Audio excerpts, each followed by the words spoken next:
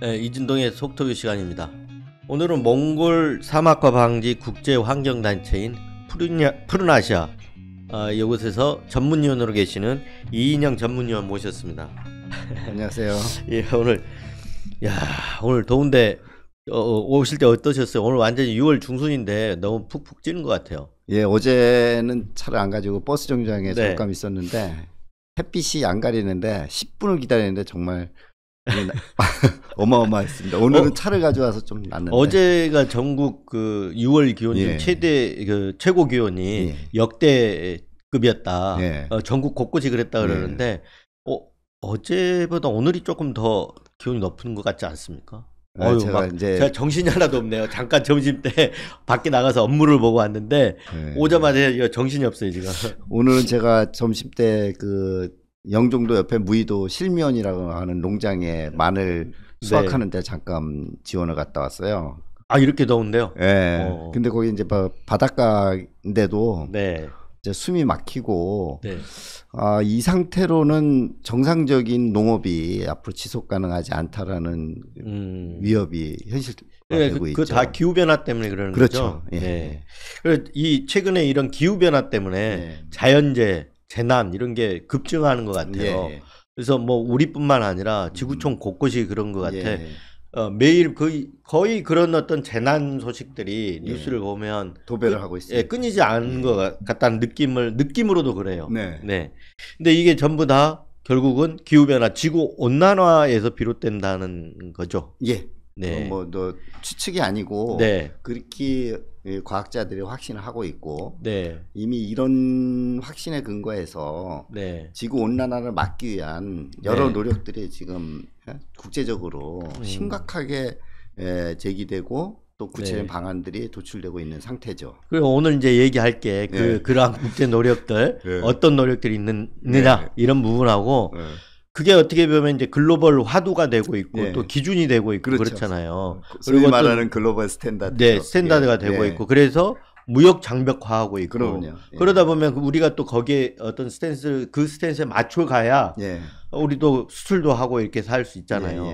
근데 우리는 거꾸로 가고 있는 거 아닌가 이런 우려 때문에 오늘 오셨는데 역주행이라 그러죠 지금. 역주행이죠. 뒤로 가고 있는 거. 근데 우리 전문위원님은 아까 제가 소개했지만 푸른아시아 전문위원, 푸른아시아가 몽골 사막화 방지 환경단체다 이렇게 소개를 했는데 이 푸른아시아에 대해서 좀 소개를 해주시는 게 좋겠고 그 다음에 지금 ESG 코리아 운영위원도 맡고 계세요. ESG 코리아가 뭐 하는 데인지 이 구독자분들을 위해서 조금 자기소개를 좀 해주셔야 될 것 같아요. 우선 운영위원 맡고 있는 ESG 코리아라는 데는 뭐 하는 곳입니까?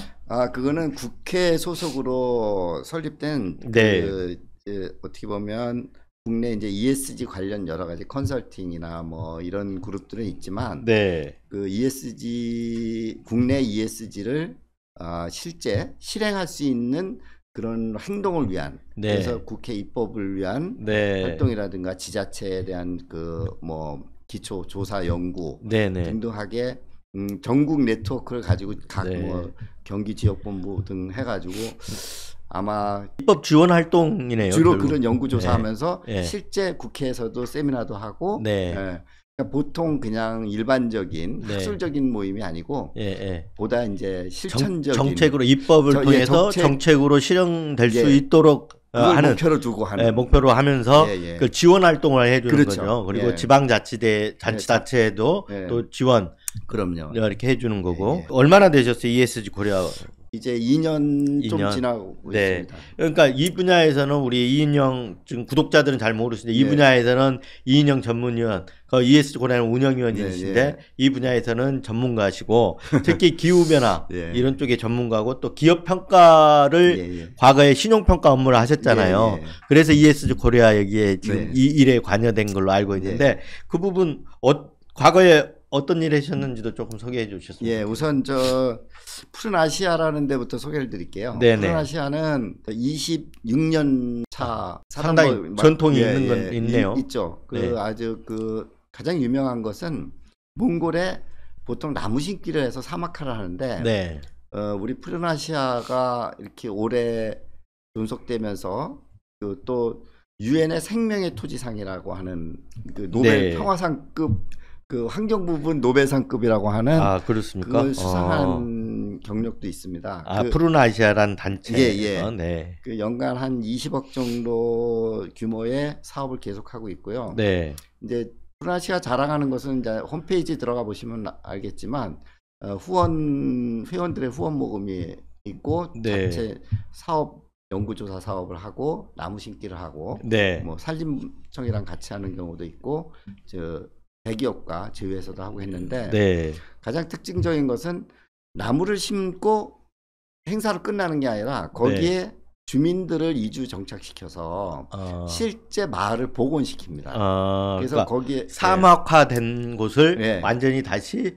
그 사람이 주거할 수 있는 쪽으로 이렇게 복원을 해서 지속 가능하게 하는 거죠. 그래서 거기에 이제 나무도 수종도 그런 걸 고려해서 비타민 나무라든가 실제 주민들이 사막화도 방지하면서 정착해서 주거 안정까지 그래야 이 나무 관리도 되고 그래서 실제 사람이 살 수 있는 마을을 만들어서 그러니까 사막에 나무를 심어서 사느냐 죽느냐의 논쟁이 아니고 그 마을이 된다는 것은 숲을 이루고 마을을 이룬다고 해요. 그래서 이것을 만든 거의 창시자에 가까운 지금 이사장님은 다른 분인데 유명한 교수님이신데 그러니까 국내 원래 우리 국내에서 출발한 건가요? 그렇죠. 본부는 국내 법인인데 법인인데 활동을 몽골과 미얀마에서 했는데 미얀마는 군부 쿠데타 때문에 지금 정체돼 있고 몽골은 이제 코로나 때문에 조금 정체돼 있다가 지금 이제 다시 활성화하고 있습니다. 그러니까 국내 환경 단체인데 국제적으로 활동하는 국내 환경 단체다 이렇게 보면 되겠네요. 그래서 국제적으로 굉장히 인정을 받고 있고요. 그래서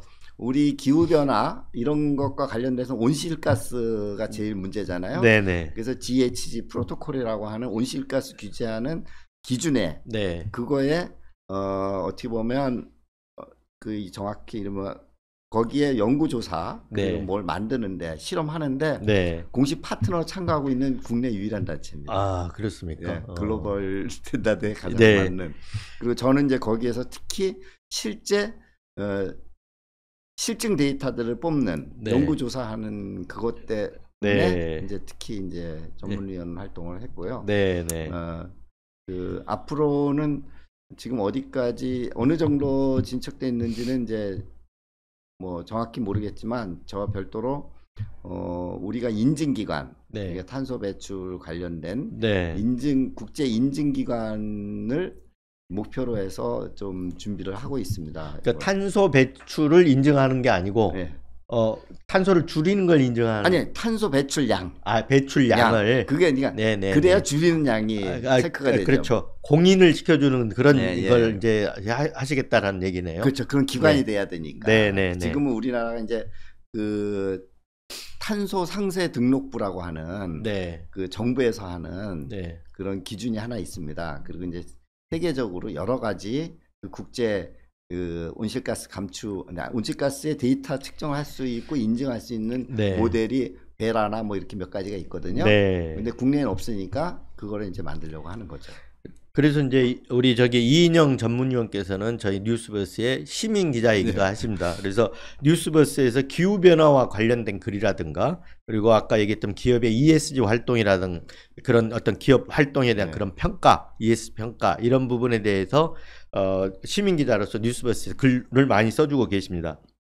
그리고 이제 마지막으로 저에 대해서 하면 아까 말씀드렸지 신용평가회사에서 이제 신용평가도 했고 또 노조위원장도 하고 그래서 그러니까 어디 한국 신용평가 계셨나요? 옛날 나이스라고 하는 나이스 한국 신용정보 지금 한국 신용평가를 인수해서 국내 최대 평가 기관이 돼 있죠.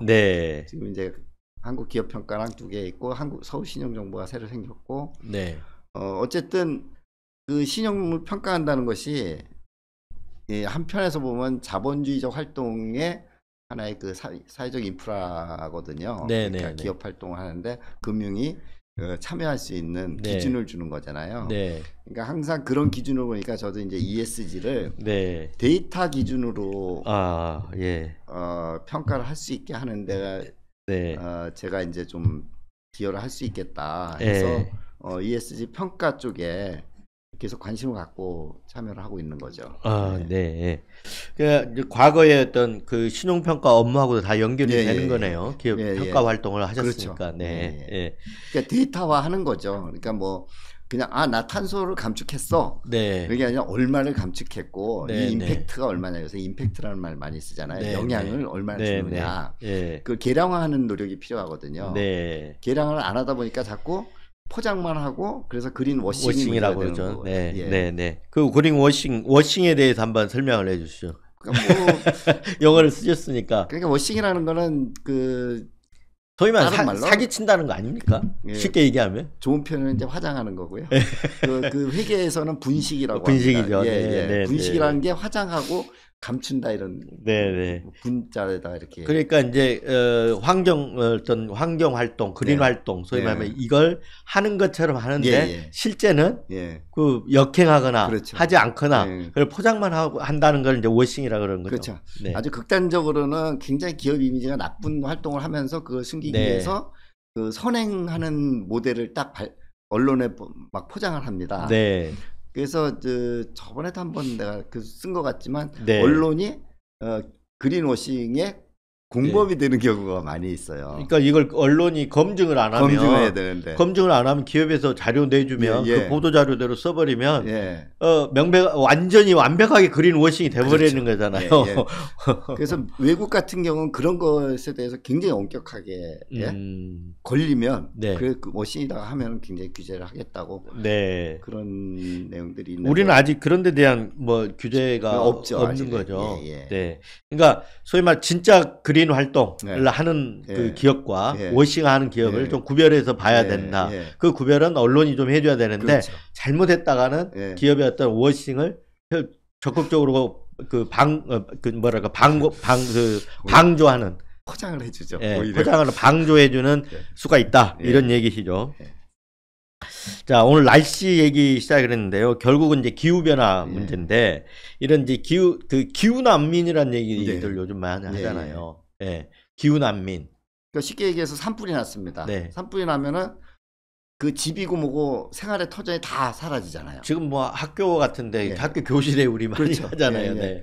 뭐 이재민이라고 하면 수해 났을 때 같은 것처럼 집과 삶의 터전을 상실하고 이 난민 상태로 피난민이라고 하죠. 피난민의 약자인데 그 삶의 터전에서 피해서 일시 거주하고 있는 그런 것들이 최근에는 이제 미국 캘리포니아의 그 산불 사태에서 수많은 난민을 냈고요.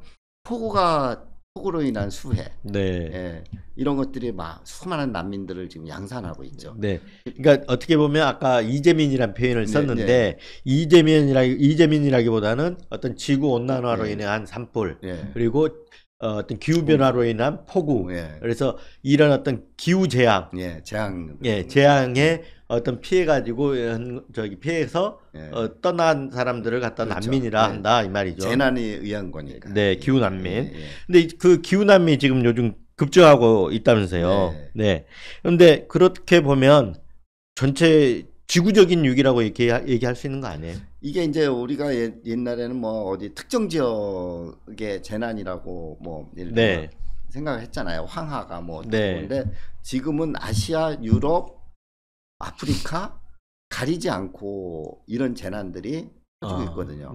뭐 스페인에서도 나오고 그러니까 우리가 생각했던 선진국들 재난과 굉장히 동떨어진 관리가 잘 되는 나라로 예측하는 안전한 나라들이 오히려 지금 재난에 습격을 받고 있고 뭐 재난에 취약하다는 나라는 또 그거 이상의 예를 들면 홍수에 취약했는데 갑자기 폭염에 새로운 재난을 또 맞이해야 되고 그러니까 이게 정신을 못 차립니다. 여기 제가 저 기사 하려고 준비한 거 보면 뭐 투표 사망 속출 물난리의 재난은 제방이 붕괴되고 그 브라질 남부는 냉탕 온탕 갑자기 저온이 됐다가 폭염이 되고 이상 저온은 농작물에 엄청난 피해를 주거든요. 봄에 또 갑자기 봄에는 더우면 안 되는데 새싹이 날 때 폭염이 나면 다 말라 죽잖아요. 근데 봄에 갑자기 더위가 심하다. 그러니까 이런 아까 이제 지금 바로 어디서 가져온 게 아니라 보도 나왔던 얘기들 지금 해주시는 거잖아요. 근데 이런 보도들이 하루가 멀다 하고. 하루가 멀다 하고 매일 쏟아지는 거 아니에요, 지금. 네. 한 방송사에 나온 것만 집계해도 매일 나와요. 이제. 근데, 과거는 뭐랄까, 회 토픽. 이래가지고 가끔 한 번씩 나왔는데. 그렇죠. 1년에 한두 번 나오는데. 요즘은 이게 뭐 그냥 매일 진짜 하루가 멀다 하고 나오는 것 같아요. 인도다 그랬더니 어디 갑자기 스페인이다, 뭐 캘리포니아다. 그러니까 지역 가리지 않고 중국의 70도다 이런 얘기들이 나오니까. 그리고 이제 우리도 지금 6월 하지도 안 됐는데. 지금 제가 기억하기로는 저 대학 다닐 때까지만 해도 31도를 폭염이라 그러고 사람이 죽는다 그랬거든요. 지금 오늘 35도가 넘어가는 거야. 어제도 넘었는데. 가고 그래요. 어제 지방에는 37도 넘어가지고. 저 대학 다닐 때까지 32도, 3도를 넘어본 적이 없거든요. 관측 사상 60 몇 년 만이고 관측 사상이고 역대 최대급 기온, 최고 기온이었다. 이런 거 전국 곳곳이 그랬다는 거 아닙니까? 오늘 또 그래요. 그래서 오늘 또 온열 환자들이 좀 많이 늘 것 같다는 생각이 드는데. 그리고 대구 같은데 우리 분지형 실제로 옛날부터 높다고 하는 데는 서울보다 2, 3도씩 더 높아요. 그렇죠. 그러면 사실상 우리가 36.5도인데 체온이 36.5도 내 체온을 넘어가는 온도라면은 사실 일상적으로 버티기가 힘듭니다. 그렇죠. 서울도 오늘은 36도 정도 되지 않을까. 이렇게 36도 휙 넘어가고 이러다가 이제 열대야까지 이게 누적되면 열대야가 되잖아요. 그러면 실제 인간이 수면에 지장을 초래하고 그걸 버티려고 에어컨을 틀고 또 난방 그렇죠. 그럼 온실가스 발생하고 그래서 다시 악순환에 굴레에 빠지는 거죠. 사실 오늘 이제 지금 10분 시간을 보니까 10분 15분 동안 기후 얘기, 날씨 얘기만 했는데 이게 다 이유가 있어서 그런 거잖아요. 이런 어떤 지구적인 기후 변화 이런 것들이 결국은 어떤 지구 온난화 문제하고 연결이 돼 있고 이거에 대해서 국제적으로 지금 대응하기 위한 노력들이 지금 펼쳐지고 있잖아요. 그런 어떤 국제적 노력, 국제적 공동 행동 이런 거 어떤 것들이 있습니까? 우리가 지금 뒤에도 써놨지만 알리100도 그 중에 하나잖아요. 그래서 차근차근 하나씩 짚어볼 필요가 있을 것 같아요. 그리고 그러한 국제적인 행동, 공동 행동 노력들이 또 경제에 미치는 영향 이런 것들을 짚어볼 필요가 있을 것 같아서 지금 기후 얘기, 날씨 얘기를 한 10분 이상 했습니다. 원인이 그거고요. 그러니까 그걸 자각하고 위기의식을 주는 징표이기도 하고요. 그래서 그런 것 때문에 이제 우리가 아리백이라는 걸 이제 화두가 계속 되는데 이 근본적인 건 이런 거죠. 왜 국제적으로 지금 이 지구 온난화에 대한 표현을 기후 위기라고도 하고요. 그렇죠? 그래서 이거에 하는 행동을 기후 행동이라고 하고요. 그렇죠? 이런 용어들이 이제 일상화되고 있죠. 아까 기후 난민도 있었고 우리가 지금 벌써 지금 계속해서 쓰고 있어. 기후 난민, 기후 위기, 기후 행동.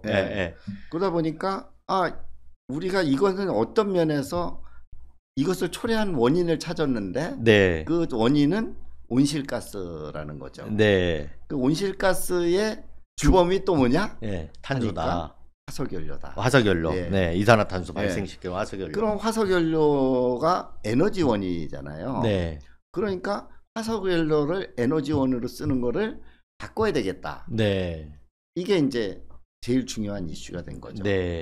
자, 그러면 그런 국제 공동 행동 뭐들이 있습니까? 아까 알리백도 이제 그 중에 하나라 그랬는데. 일단은 제일 앞선 게 사실은 이런 이게 역사를 좀 보면 우리가 교토 몇 가지 용어들이 이제 기억날 겁니다. 그러니까 그죠? 사실 이 용어들은 뭐 언론에서 나오기도 하고 교과서에도 있기도 하고 하는데 정리를 좀 해볼 필요가 있죠. 정리를 하는 생소하니까 쉽게 설명을 좀 해주시죠. 그래서 유엔 중심으로 기후변화 협약을 하는 과정이 1차로 이제 교토 의정서 체제가 있고요. 그게 강화된 게 파리 협정이고요. 2016년. 그러니까 교토 의정서, 파리 협정 뭐 이런 것들은 그 체결, 그러니까 그 조약 내지는 규정이 나오고 한 게 다 그 장소를 따갖고 한 얘기죠. 그렇죠. 일본 그러니까, 교토, 프랑스 파리인데 회의한 장소예요. 그렇죠. 회의 장소인데 뭐 국제적으로는 그 약속을 할 때 그 뭐 항상 모인 지역을 얘기하니까. 그래서 여기서 뭘 했냐? 이제 온실가스 배출을 감축하자라고 국제적으로 예. 공동 협의를 해서 합의를 처음 본 건 교토의정서고요. 네네. 이게 국제 협약으로 된 건 파리협정이고요. 교토의정서는 몇 년이에요? 2008년? 2008년. 네네네. 네. 그래서 그런데 그런 의정서에서 협약으로 가면서 뭐가 바뀌었냐? 네. 그 중요 변화 중에 그러니까 하나는 파리협약은 2016년이죠. 예, 예. 네, 그러니까 그 한 8년간 네. 이게 진보가 이루어진 거죠. 네, 네. 진전이 이루어져서 네. 그러니까 과거 추상적이었던 목표가 네. 파리협약을 하면서 좀 구체화됩니다. 네, 네. 그러니까 목표가 온도를 네. 산업화 이전 대비 2도씨 이하가 되어야 되겠다 했다가 1.5도씨 상승도 네. 목표를 하향하면서 못을 박는 거죠. 가장 중요한 그러니까 이게 뭐냐면 산업화 시대의 평균 기온보다 2도씨 이상 올려서는 안 된다라는 게 암묵적인 목표였는데 파리협정에서는 1.5도로 더 강화가 된 거잖아요. 예, 위기가 더 그만큼 가속화된 거죠. 그러니까 2도가 아니라 1.5도 이상 올려서는 안 된다. 예, 예. 이거잖아요. 그래서 2도 되면 인류가 전멸한다는 네, 거죠. 1.5도 그러니까 산업화 이전 시대보다 1.5도 그 안에서 묵자 이런 거잖아요, 지금. 네. 그래서 이제 범위도 온실가스가 감추기만 했다가 그 기타 뭐 감축 기후 재원 뭐 기술 이전 좀 포괄적으로 기후 온도를 높이는 데 관련된 범위를 넓혀요. 네. 그리고 의무 국가가 선진국 몇 개 국가에서 모든 참가국 국가가 이제 우리나라를 포함해서 그러니까 그 얘기가 이제 교토 의정서 때보다 8년 뒤에 파리협약에서는 그렇게 바뀌었다는 거잖아요. 처음에는 선진국 몇몇 국에서 교토 의정서 때는 파리협약 때는 모든 당사국으로 이렇게 확대가 되고 그리고 아까 기온도 2도씨 상승해서 묶는 걸 갖다 1.5도씨 상승해서 묶었다라는 거. 그게 이제 교토 의정서와 파리협약의 차이다 이 말이죠. 더 강화됐다라는 거죠. 네.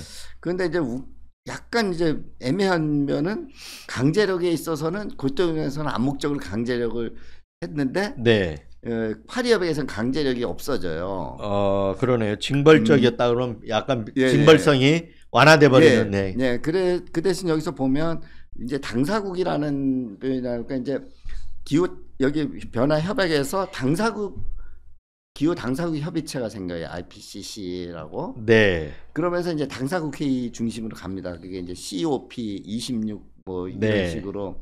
그러면서 이 파리 협약을 구체화하려는 노력이 이제 강화가 되는 거죠. 전체 흐름이. 그런데 제가 이거를 먼저 일단 전체 흐름 때문에 말씀을 드렸는데 여기에 이것은 이제 큰 어떻게 보면 우리가 법과 제도라는 측면에서 접근하고 있는 거지만 현실적으로 이 온실가스를 배출하는 주범이 산업이거든요.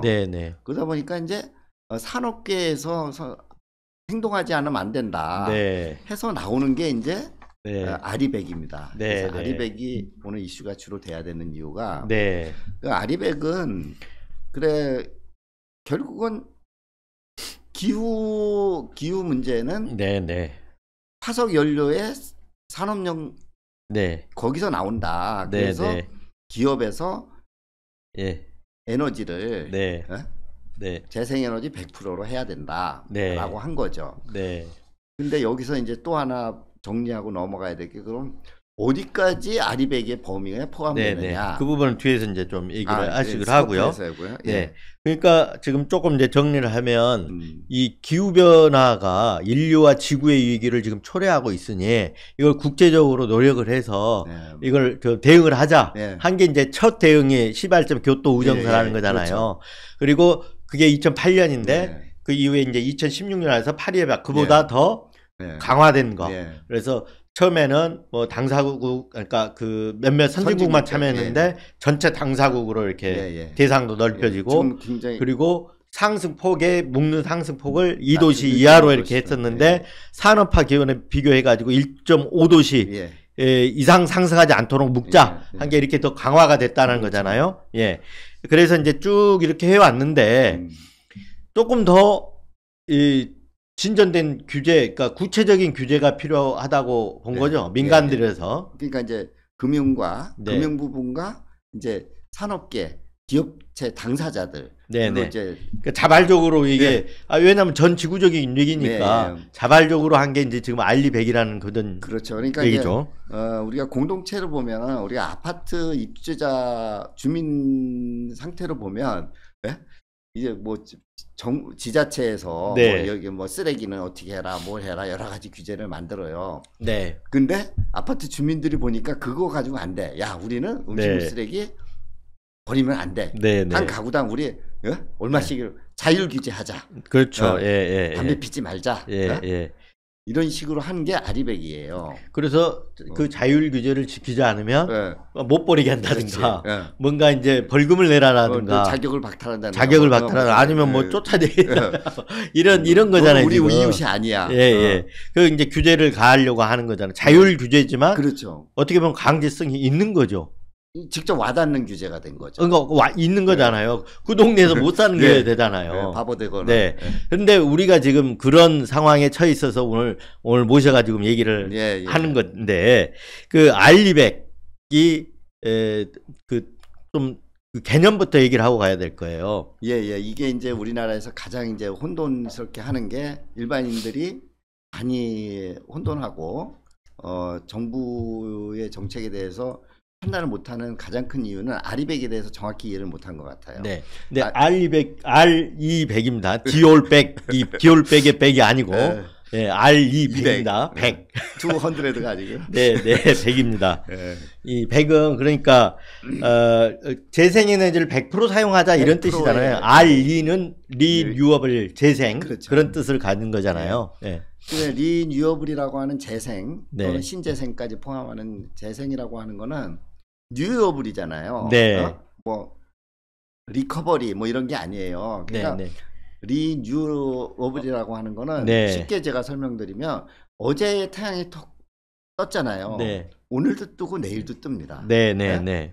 내일 안 뜬다면은 아니 흐린 거랑 상관없이 어차피 태양은 내일의 태양은 뜨는 거잖아요. 뜨는 거예요. 그러니까 내일 또 새로운 태양이 뜨고 내일 또 새로운 바람이 불고 거기가 뭐 종말이 있는 게 아니고 이제 시한이 있는 게 아니고 내용연수가 있는 게 아니잖아요. 이런 에너지를 뭐 그런 거를 비가 오면 수력 이게 생긴다. 댐에 쌓이면. 근데 비는 몇 년도까지 온다 이게 아니잖아요. 그래서 무한 지속 가능하게 계속 에너지를 공급할 수 있는 그 뜻이 그래서 지구에 전혀 위해를 주지 않고 탄소 배출을 줄이고 거의 없고 없고 그것만으로 해야 우리가 지구 공동체가 같이 살 수 있다라는 거죠. 그래서 지구 온난화의 주범이 탄소를 그래서 줄여야 된다. 이런 어떤 민간의 확실한 기준이 있는 민간 차원에서 그런 탄소를 줄이기 위한 운동으로 출발한 거잖아요. 그래서 그게 줄이는 게 아니라 탄소를 아예 배출시키지 않게 하기 위해서 화석연료를 없애는 게 목표죠. 그래서 근데 이 주동을 한 사람들이 보면 왜 이렇게 마을에서도 뭐 선구자가 있고 선동하는 사람이 있고 따르는 사람이 있는 것처럼 우리 이 아리백 캠페인도 클라이밋 그룹이라는 게 그 일종의 그 리딩 그룹들이죠. 세계적인 뭐 우리가 쉽게 얘기해선 구글, 뭐 아마존 이런 세계적인 기업이 자기네가 실제 애플 이런 데가 우리가 앞장서서 목표치를 정했죠. 그래서 2050년까지 100%를 재생에너지, 재생에너지, 신재생에너지로만 100% 기업 활동하는데 100%를 사용하겠다. 그 중간에 2030년까지 점검 목표를 세우는 거죠. 근데 2030년은 지금 우리 6년밖에 안 남았어요. 그러니까 이게 이제 2030년 중간 목표고 최종 목표는 2050년까지 해서 전부 우리는 재생에너지만 쓴다. 그래야 1.5도 뭐 그 온도 상승을 막을 수 있다라고 생각합니다. 그런데 이게 아까 그 큰 기업들이 선도적으로 시작한 민간의 자율적인 협약이란 말이에요. 그럼 강제성이 있냐 없냐 이 부분은 또 나중에 한번 더 얘기하기로 하시고요. 그래서 결국은 지금 굉장히 중요한 문제가 됐잖아요. 근데 왜 이렇게 중요한 문제가 됐습니까? 그건 아까 이제 논리가 반복될지 모르지만 그러니까 지금 이제 경제하고 관련 이제 우리 삶하고 직접적으로 관련된 거잖아요. 그러니까 이제 그 애플이나 다국적 기업이 선도 기업들이 이 선도하는 자기 지속하기 위해서는 화석연료를 없애야 되잖아요. 기후가 위기가 오면 애플이고 뭐고 자기네들이 네, 존재할 네. 수 없잖아. 네. 그러니까 이기주의의 발로라고 봐도 돼요. 무슨 뭐 아주 뭐. 네. 어? 그러니까 저는 이제 이거를 경제하고 관련해서 그러니까 경제하고 건데. 관련될 수밖에 없는 게 그러면 내가 화석연료를 없애기 위해서는 네. 나한테 납품하는 사람들한테 그렇죠. 조건을 넣는 거죠. 그 얘기를 한 겁니다. 예, 예. 그러니까 100%를 사용하려 그러면 납품하는 공급망, 소위 공급망이라 그러잖아요. 공급망한테도 그렇죠. 요구를 하는 거잖아요. 니들도 삼성 반도체를 쓰려면 삼성 반도체 생산하는데 아리백 해라. 그렇죠. 간단합니다. 당신들도 재생에너지를 써가지고 그 공급 납품을 해라. 이거잖아요. 지금. 내가 화석연료 없앴는데 네가 화석연료 쓰면 그렇죠. 도로함이 타버리잖아요. 네네. 그래서 지금 그걸 요구를 하고 있기 때문에 우리가 요구를 하는데 우리가 요구를 받고 있는 거잖아요. 그럼요. 네. 우리가 수입을 하는 게 아니고 우리가 물건을 팔아야 되잖아요. 네네. 클라이언트가 요구하는 겁니다. 네. 쉽게 얘기해서. 근데 재생에너지를 기업이 재생에너지를 이제 여기서 문제가 생기잖아요. 쓰려 그러면 재생에너지를 발전을 시켜가고 재생에너지가 있어야 되잖아요. 그런데 우리는 재생에너지가 지금 부족하잖아요. 목표치를 미달하고 있고 이게 여기서 지금 문제가 생기는 거잖아요. 네, 그 부분을 좀 한번 듣고 싶은데 이 이제 강제성 얘기는 어떤 국가적인 어떤 강제성 이건 아니지만 민간 자율 규제에 의해서 추진되지만 강제성이 사실상 부여돼 있다라는 것. 그러니까 물건 팔으려면 어쩔 수 없어요. 우리 물건 팔아서 먹고 지켜야 되는 거잖아요. 네. 그러면 이제 우리나라 같은 경우 하여튼 공급망에 있든 어쨌든 간에 그 알리백 가입한 기업이 점차 늘 수밖에 없잖아요. 얼마나 됩니까? 우리가 한 30여 개 정도 되나요? 37개. 37개. 네. 근데 그 정도 갖고는 지금 안 되잖아요. 그게 이제 좀 구조를 이해해야 됩니다. 우리나라의 주요 수출하는 기업들이 기업이 그 클라이밋 그룹 같은 이제 세계적 글로벌 선도기업 100개가 넘잖아요. 거기에 납품을 해요. 클라이밋 그룹을 설명을 해주시고 하잖아요. 아까 얘기했듯이 아리백 그걸 주도하는 그룹이 모여서 있는 게 클라이밋 그룹이라 그러죠. 그래서 거기 이제 좀 나중에 기사에도 나오지만 거기서 이제 한국을 이제 째려보기 시작한 거죠. 근데 어쨌든 우리나라 아리백에 가입할 수밖에 없어서 삼성전자를 비롯한 LG는 대기업은 다 가입을 했습니다. 가입을 했는데 약속을 하려고 하니까 말씀하신 대로 재생에너지를 나 혼자 생산해가지고 자기 발전소 해가지고 하는 기업은 없잖아요. 그렇죠.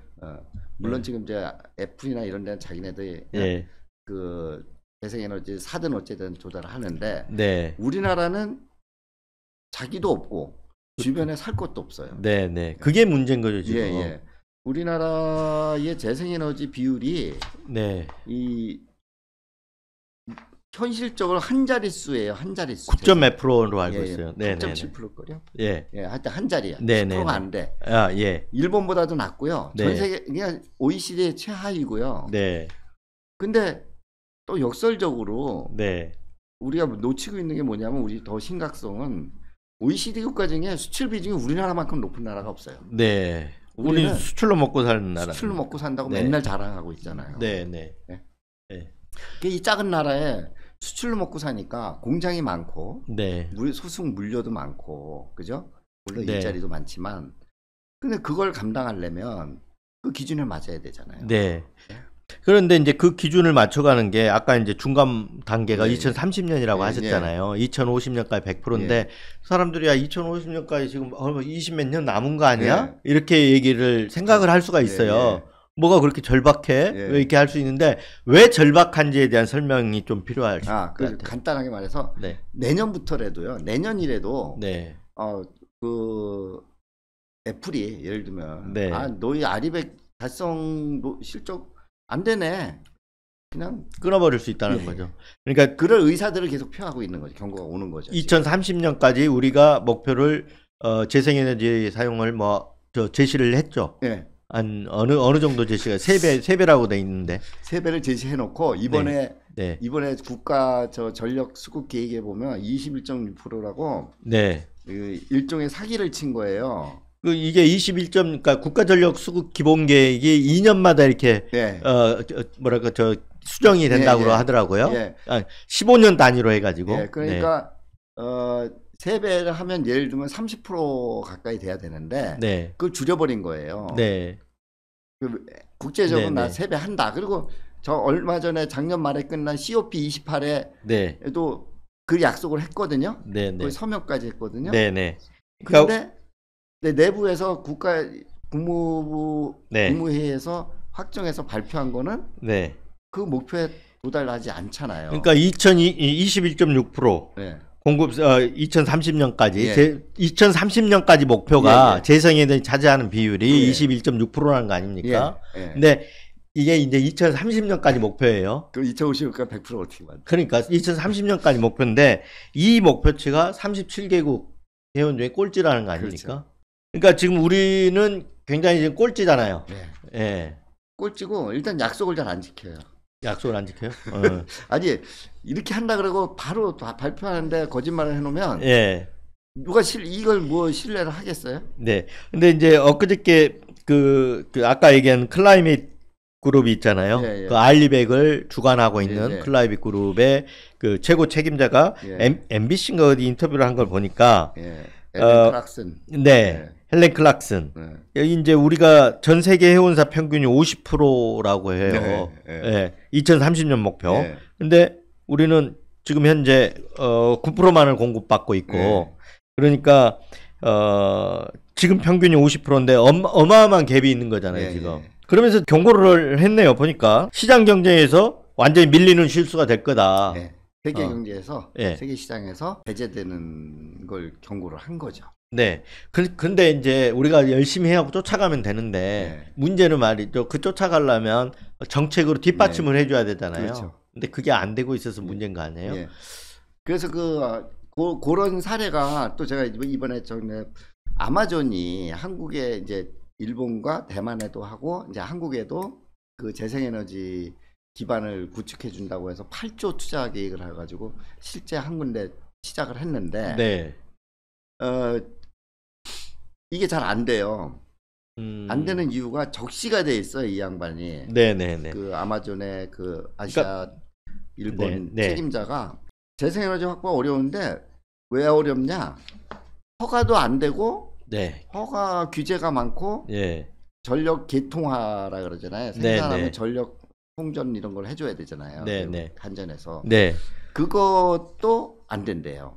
그래서 이대로라면 다른 나라를 검토할 수밖에 없다라고 한 게 MBC의 보도가 됐죠. 그러니까 아마존에서 그 한국에다가 재생에너지 생산 시설을 만들려고 하는데 투자를 하는 거죠. 투자를 하는 건데 근데 일단 규제가 심하고 허가가 잘 안 되고 그래서 이래 가지고는 더 못하는 거 아니냐. 그래서 지금 떠나겠다는 얘기까지 떠날 수밖에 없다는 나오는 얘기죠. 그 얘기들이 그러니까 빨리 달래서 우리가 다 풀어줄 테니까 계속 갑시다 이래야 되는 시점이죠. 네. 만약에 근데 결국은 이제 이게 굉장히 이해가 잘 안 갈 수 있는 부분인데 재생에너지가 생산이 돼야 기업이 갖다 쓸 수 있는데 그 에너지를 지금 생산하는 시설을 만들겠다는 거 아닙니까? 아마존이 만들어 줘야 되는데 지금 그 만들려고 했더니 그 서포트가 안 된다. 안 되는 거죠. 정부 어떤 정책적인 서포트가 안 된다. 그래서 이거 만들 수도 없고 만들어봐야 이게 허가도 안 나오니까 떠나겠다. 지금 이런 상황이라는 거잖아요. 이건 전적으로 정부의 문제예요. 근데 사실은 이제 우리가 이걸 이렇게 알리백 이렇게 써놨는데 그 대선 때 기억 나실지 모르겠네요. 그 이재명 지금 민주당 대표하고 그다음에 그 당시 두 분 후보였는데 윤석열 대통령 후보 시절에 토론하면서 이재명 후보가 알리백이 혹시 뭔지 아십니까? 이렇게 물으니까 완전히 얼굴이 굉장히 알리백이 뭐죠? 이러고 했던 거 기억나세요? 아주 그때 뭐 회자 됐었죠. 회자가 됐었는데 그때만 해도 알리백이 그렇게 대중적으로 알려져 있지는 않았던 것 같아요. 굉장히 뭐랄까 생소한 개념가지고 그렇지는 않았는데 특히 정치권이 좀 느린 거죠.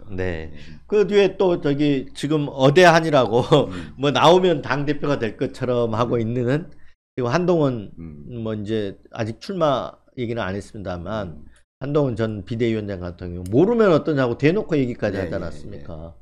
아니요, 어쨌든 검찰들 수준이죠. 그러니까 이게 그러니까 실제 한동훈 전 비대위원장이 모르면 어떠냐라고 라고 뭐 할 정도로 지금 이게 그렇게 뭐 그냥 몰라서 될 문제가 아니라는 거잖아요. 국가에 어떤 전망이 걸려 있는 거잖아요. 예.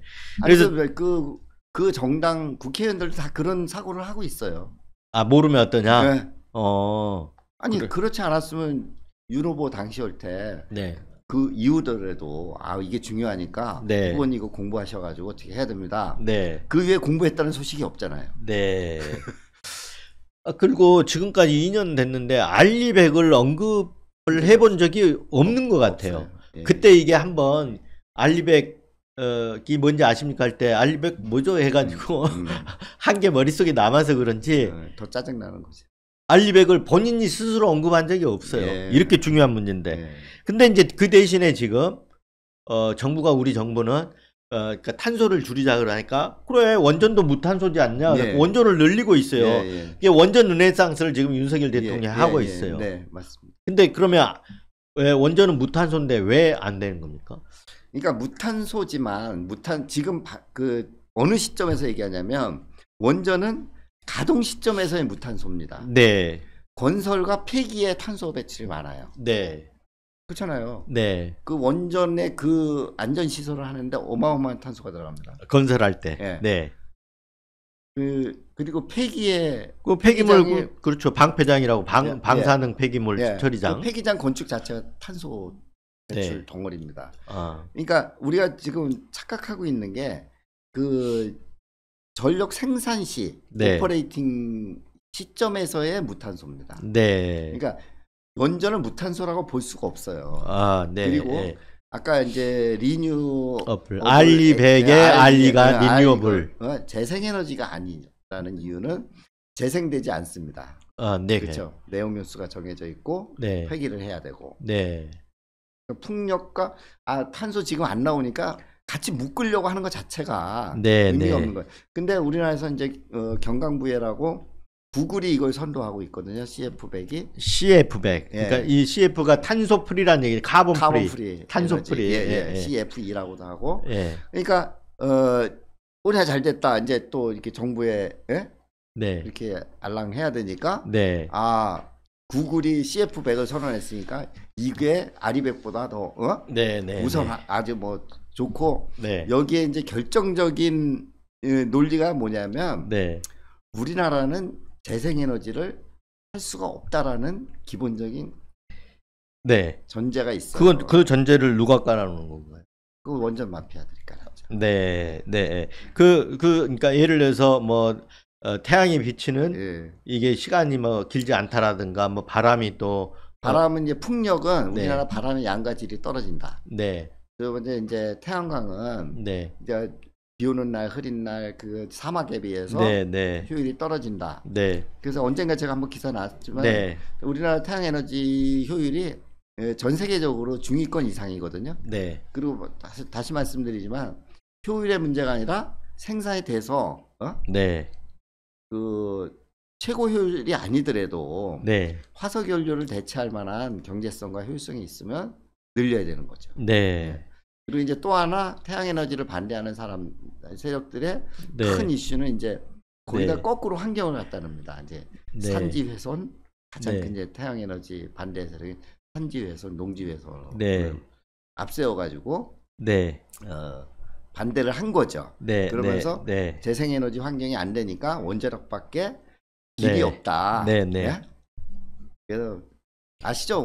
원전에 그 주도한 사람이 그 당시 감사원장 최재형 씨가 그리고 그분의 동성가가 그 서울대 원자핵공학과 교수였고 그 이 원전 마피아로 연결되는 이 고리가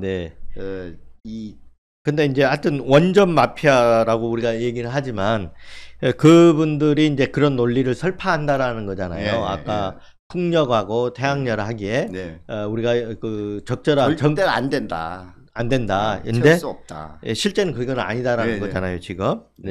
그러면 왜 알리100에서 CF100을 인정을 안 해주나요? 아까 말씀드렸잖아. 이게 탄소 배출이.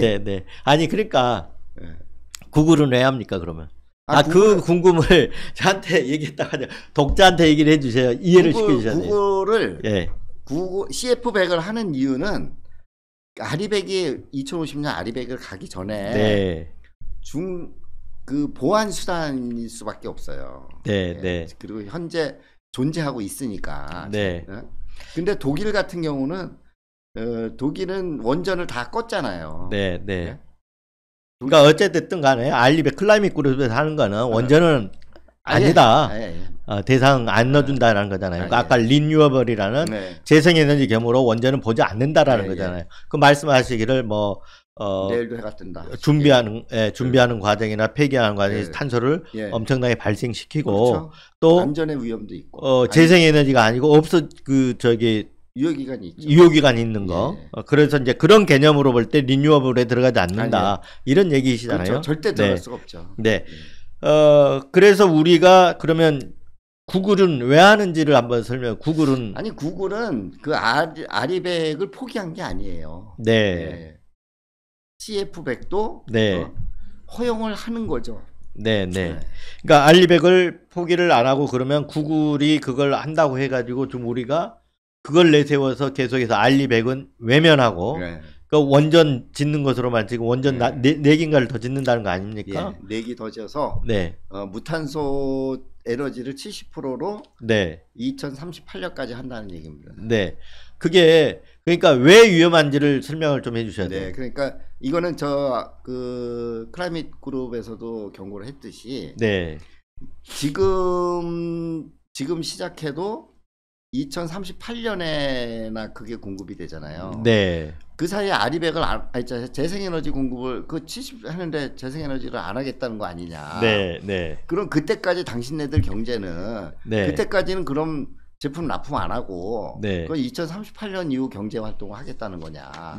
거의 이런 취지입니다. 그러니까 원전을 지어서 당신들이 활용하는 건 당신들의 문제지만 여기서 뭐 할 거냐. 클라이밋 그룹에서 제시한 목표치대로 하지 않으면 당신들 시장에서 국제시장 글로벌 시장에서 도태된다. 그렇죠. 지금 이 얘기잖아요. 시장에서 배제되는 거죠. 네, 배제된다라는 거잖아요. 38년까지 배제되고 그 이후에 들어올 나라가 그게 가능하냐고요. 그렇죠. 네, 한번 꺾였는데 반도체 공장은 한 달만 쉬어도 망합니다. 네, 그러니까 결국은 재앙이라고 볼 수 있는 거잖아요. 재앙이죠. 우리나라 경제 재앙.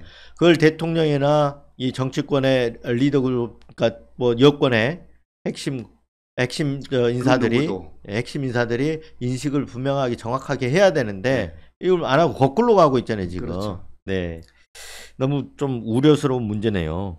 사실 이번에 동해유전권도 그런 거 아닙니까? 그러니까 과거로 미래가 아니라 과거로 가자는 거잖아요. 된 거죠. 네. 결국은 그 석유 개발도 화석 연료잖아요. 그럼요. 네.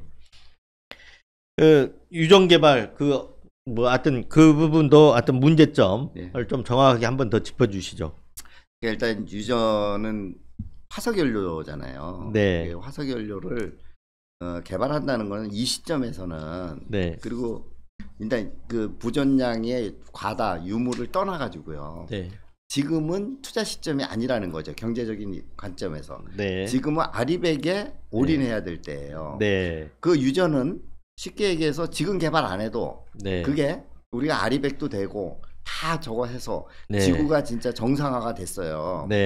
그때 화석연료 조금 써도 될 수 있어. 예를 들면 그게 필요할 수도 있고 그때라면 모르지만 지금은 석유를 개발해 가지고 2036년 이후에 석유가 나올 텐데 그때는 화석연료 수요가 그걸 하는 것 자체가 국제적인 비난이 되고 기준에서 벗어날 텐데 그거 하느라가 몇 조를 투자해 가지고 그 다음에 석유 나왔을 때 시장이 없으면 그 피해는 누가 봅니까?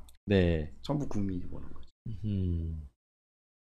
이건 어불성설입니다. 유전 개발은 이건 이렇게 부전 양의 문제가 아니고 지금 시점에서는 손을 대는 것 자체가 저는 그렇죠. 그 돈을 그러니까 시추공 하나 하는데 뭐 1,000억씩 들어간다는 거 아닙니까? 그리고 그 전에 우드사이드가 동해유전 하다가 나가면서 한 얘기가 우리는 더 이상 이거 안 하고 재생에너지 하는 쪽으로 이렇게 힘을 쏟겠다 하고 나갔거든요. 맞아요. 거기 그 주주총회에서 그런 환경 그룹이 그 앞으로 새로운 유전 개발은 하지 않는 걸로 아예 규정을 네. 봤고요. 네. 물론 이것도 동해안도 그건 이미 진입한 거니까 네. 부존량이 있었으면 제 판단은 제가 기업 평가하는 사람 입장에서 보면 거기서는 사실은 이게 부존량이 있으면 이건 움켜져야 되는 거예요. 그 사람들 입장에서는 네. 신규 시장을 못 들어가니까 네. 이걸로 최대한 버텨야 되는데 네. 그걸 떠났단 말이에요. 네. 그 얘기는 평가해봤을 때 경제성이 없다 이렇게 나온 거죠. 답이 나온 거죠. 그거 이걸 손바닥으로 하늘 가리는 거죠. 네. 그 조단위가 넘는 기업들이 부존량 있는 유전을 포기하고 그냥 나가 돈도 투자한 거를. 그렇죠. 네. 그리고 아무것도 없는 우리 식으로 얘기하면 신용불량자 세금 체납자가 네. 한 말에 우리 국가의 그런 중요 미래 에너지 전략을 맡긴다는 것 자체가 네. 말이 안 되죠. 네. 그 아까 이제 헬렌 클락슨 클라이밍 그룹 최고 책임자가 한국이 시장 점유율을 뺏기지 않을 수 없다. 국제 목표를 못 채우면 이렇게 얘기를 했는데, 근데 우리는 이렇게 그런 비난도 있고, 그리고 고립될 것으로 예상이 되는데도 불구하고 지금 말을 안 듣고 있는데 이 여파 어떻게 될 것 같습니까? 일단은 제일 이제 눈앞에 닥친 게 요거랑 똑같이 이제 그 용인 반도체 메가 클러스터 가지고 또 한번 해먹었잖아요. 이달 달에. 네. 근데 거기야말로 재앙이 먹구름이 구체적으로 오고 있는 거죠. 재생에너지 공급을 해줘야 되잖아요. 네, 재생에너지가 무려 10기가 필요합니다. 10기가면 어느 정도나 되나요? 그러니까 우리나라가 2030년 전체 아리백이 요구하는 수준으로 가는 총량이 재생에너지 총량이 30기가입니다. 2030년에. 네.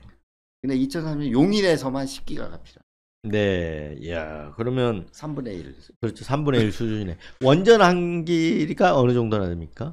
원전 한기가 아마 저게 10기가가 원전이랑 그 태양에너지랑 태양 발전이랑 용량에서 무슨 차이가 있냐면 원전은 24시간 가동을 합니다. 네. 그래서 이제 가동 시간 우리가 태양광도 이제 일조량 이런 거 하니까 아마 5분의 1로 평가가 될 거예요. 태양광이랑 그 용량으로 봤을 때 전력 생산 능력은 10기가가 4기니까 2.5기가 원전 하나가. 2.5기가 그럼 5개가 필요한 거네. 원전 4개. 네, 4개죠. 4개. 4개가. 예. 근데 그 10기가를 그 아까 말한 용인 반도체 클러스터에서 필요하다는 거 아닙니까? 네. 그러려면 부지런히 지금 재생에너지 생산을 해줘야 되잖아요. 그런 시설들을 계속 늘려나가야 하는 상황인데 지금 오히려 유전 개발한다고 해가지고 시추공 뚫고 있을 때가 아니다 이 얘기잖아요 지금. 그리고 진짜 더 심각한 거는 용인 거기에 그 에너지 공급 계획이 있잖아요. 그 발표한 거 산자부에서 발표한 거 보면 기가 차서 말이 안 나와요. 내가 이게 자료 만들고 있는데 LNG 발전소를 우선 하겠다. LNG는 100% 아리백이 아니잖아요. 네, 그렇죠. 네. 그 다음에 이 단계가 뭐냐면 동해안에 있는 영월에 있는 원전을 끌어오겠다는 거예요. 네. 그 송전 비용이나 손절 배전, 비용만 해도 송배전, 하고 아리백도 아니야. 또 마지막 사만이 서해안에 있는 남서해안에 있는 태양광을 그것만 재생에너지예요. 네. 그걸 송전선로로 해가지고 끌어대겠다는 거예요. 네. 그 다. 근데 이게 언제 될지 몰라. 이 송전선로는 민원과 시간이 엄청 걸려서 굉장히 위험한 일이거든요. 그래서 저번에 한번 얘기했을 것 같은데 기사로 차라리 만약에 진짜 그 반도체 클러스터가 필요하면 지금 우리나라 재생에너지 하기 제일 좋은 데가 그 새만금 일대 서남해안인데 글로 차라리 반도체 클러스터를 거기다 써야겠다.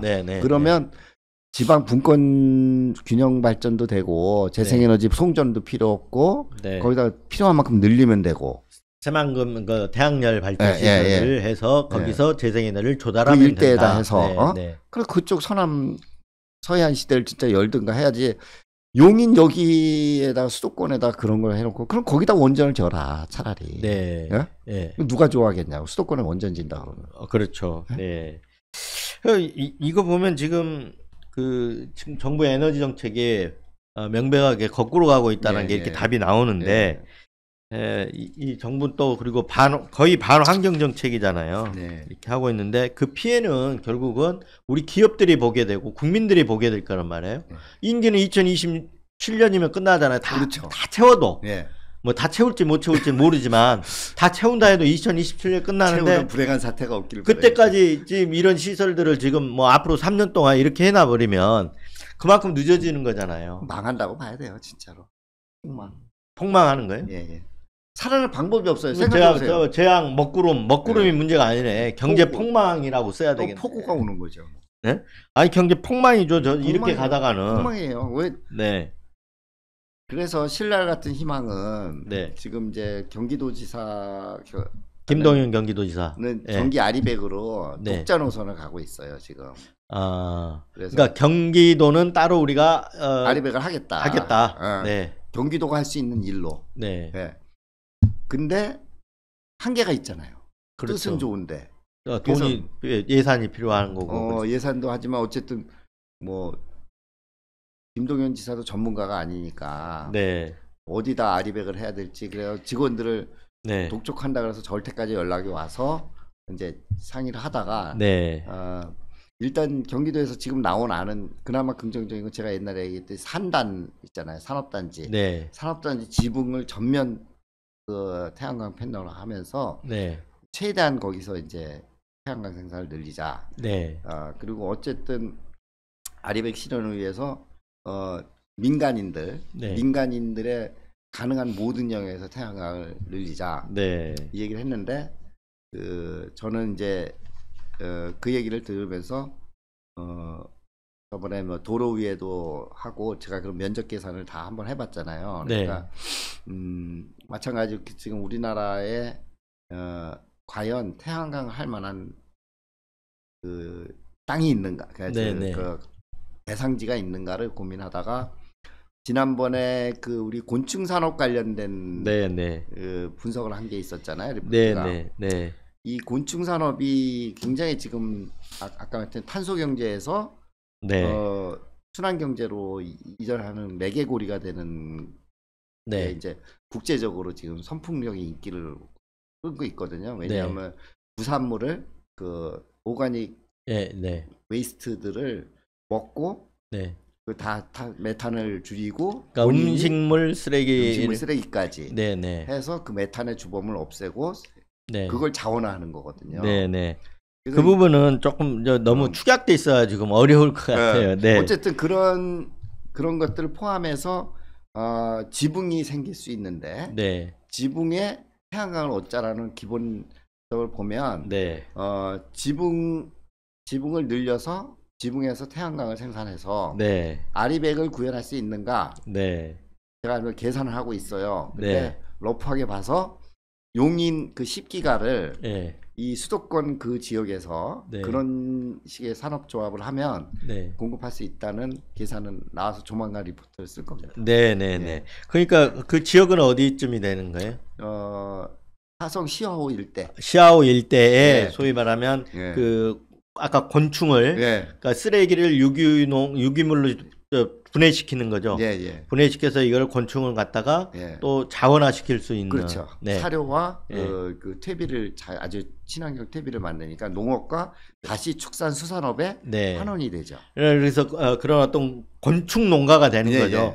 그 유해를 전부 태양광으로 덮어서 그래서 태양열 에너지는 용인의 어떤 반도체 공장에 보내고 여기는 유기농화해서 어떤 농가하고 결합시켜서 그리고 수도권의 음식물 쓰레기를 친환경 처리를 하고 그래서 일석이조, 일석삼조, 일석사조 정도 되요. 그렇게 해보는 것도 방법이 될 수 있겠다. 이 지금 그 정도 부지가 나와요. 그 경기도도 그렇고 저기 정부에서도 좀 잘 그 귀담아 들어야 될 부분 같습니다. 일단 뭐 그래서 제가 이제 여기 기사 원고도 아직 나왔지만 이제는 정부를 믿고 망할 수는 없잖아요. 그렇죠. 그래서 국회가 나서고 국회 그리고 지자체가 나서고 남은 주체는 그 다음에 기업이 저는 나서야 된다는 걸 꼭 말씀드리고 싶어요. 네, 아니 기업도 전망이 걸려 있잖아요. 그렇죠. 지금 자기 스스로도. 아니 제가 웃기는 얘기로 윤석열 대통령 믿고 갔다가 나중에 이산이 아닌가벼 해버리면은 다 같이 함께 폭망하는 그렇죠. 거잖아요. 지금. 촛불 집회에 나올 사람들은 기업인들이에요. 지금.